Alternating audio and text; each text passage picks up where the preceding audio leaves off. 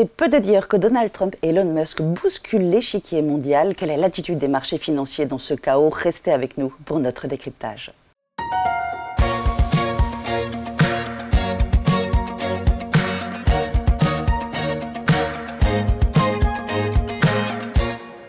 Nuno Teixeira, bonjour. Bonjour Caroline. Alors effectivement, les tensions géopolitiques sont palpables, mais c'est surtout les incertitudes en termes de politique économique qui pèsent sur les marchés financiers aujourd'hui. Clairement, il ne se passe pas un jour sans que l'administration Trump n'annonce une nouvelle mesure, d'éventuels droits de douane ou revienne en arrière sur certaines dispositions. Ça crée évidemment une actualité autour de l'administration Trump, mais ça crée aussi de l'incertitude à la fois pour les ménages et pour les chefs d'entreprise qui, pour certains, comptent importer des produits de l'étranger, du Canada et du Mexique en particulier, qui sont touchés par des annonces de droits de douane qui visiblement vont perdurer. Il y avait un petit sursis sur le Canada notamment, et visiblement ça va être confirmé autour du 4 mars. Donc ça crée évidemment des attentes de prix en hausse sur un certain nombre de biens, avec la possibilité de rétorsion de la part de ces pays qui entraînerait de nouvelles mesures de hausse des droits de douane. Sur la Chine, on vient d'annoncer au niveau de l'administration que peut-être le cuivre serait touché, ce qui vise particulièrement la Chine, qui est un des gros exportateurs de ce métal. Donc on voit que tout n'est pas stabilisé évidemment. Et puis du côté d'Elon Musk, ce sont plutôt des annonces visant à des coupes dans l'administration américaine. Et tout ça, ça crée un peu d'anxiété au niveau de l'emploi. On le voit à Washington, mais potentiellement également d'autres régions pourraient être touchées. Donc on est dans cette phase, je dirais, d'incertitude qui évidemment touche aux anticipations des ménages. On a vu le sentiment des ménages en particulier connaître sa plus forte chute depuis 2021. Donc c'est quand même un signe qu'il y a un petit peu d'inquiétude, même si les comportements n'ont pas encore complètement changé. Alors effectivement, donc cette situation aussi amène la Banque centrale américaine, la Fed, à de la prudence. Aujourd'hui, on n'attend pas non plus un soutien de la part de la Fed sur la politique de Donald Trump, surtout comme vous venez de le dire, sur ces tensions inflationnistes qu'on attendait et qui maintenant sont anticipées par les ménages. Donc on n'a pas ce soutien à attendre du côté de la banque. Oui, pour l'instant, les anticipations d'inflation de la part des ménages continuent à se maintenir à un niveau assez élevé, et c'est logique compte tenu de ces incertitudes.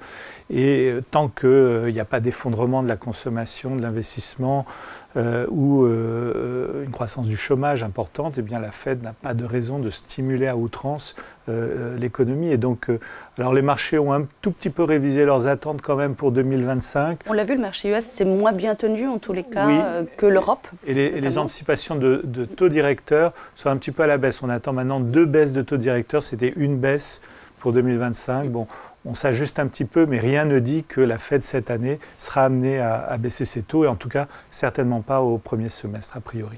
Alors on va revenir sur l'attitude des marchés financiers, que ce soit du côté des États-Unis ou de l'Europe. On vient de parler de la Fed, de la Banque centrale européenne.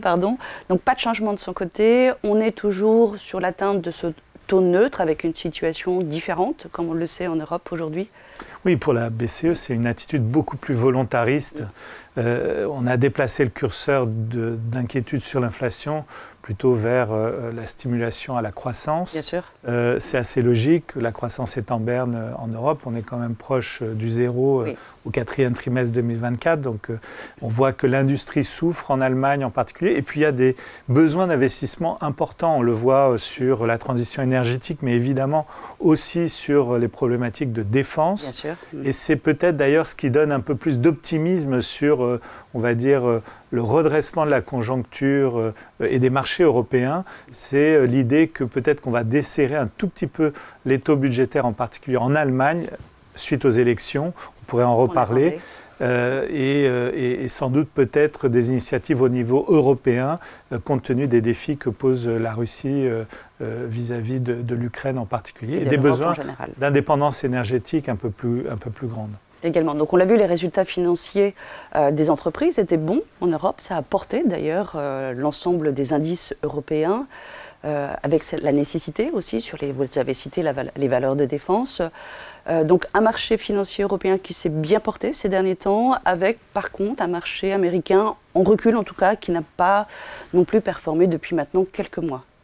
Oui, ça fait 2 mois que le marché américain fait du surplace, alors que les actions européennes sont portées par ces espoirs, je dirais, de redressement de l'activité. Et on voit d'ailleurs le sentiment des ménages et les indicateurs avancés s'améliorer un petit peu à partir d'un niveau assez bas, mais s'améliorer en Europe. Les entreprises, pour l'instant, elles ne vont pas trop mal.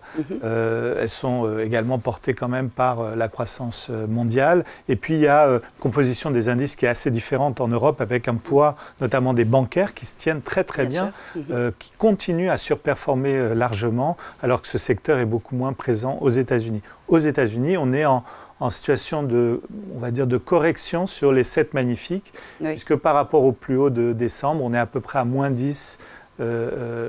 Donc on voit qu'il y a des prises de bénéfices, il y a des interrogations également sur les niveaux de valorisation, évidemment, bien sûr, on l'avait vu, touchent de manière générale le marché américain par rapport à l'Europe. L'Europe était vraiment à un niveau de décote très important par rapport aux États-Unis. C'est normal qu'il y ait ce rééquilibrage. Maintenant, on ne peut pas forcément anticiper continuellement des bonnes nouvelles, et en particulier, il y a le sujet géopolitique de la fin des hostilités, d'un éventuel cessez-le-feu en Ukraine, qui porte quand même certains espoirs, mais on n'est pas au bout du processus, même si cet accord potentiel sur notamment les minerais ukrainiens avec l'administration américaine, qui semble pouvoir se dessiner avec, je dirais, une sorte d'approche 50-50 où finalement les 2 pays exploiteraient conjointement ces minerais. Ça peut donner des garanties à l'Ukraine et permettre un débouclement de cette situation. Très bien, dans cette situation d'incertitude, nous allons regarder votre allocation.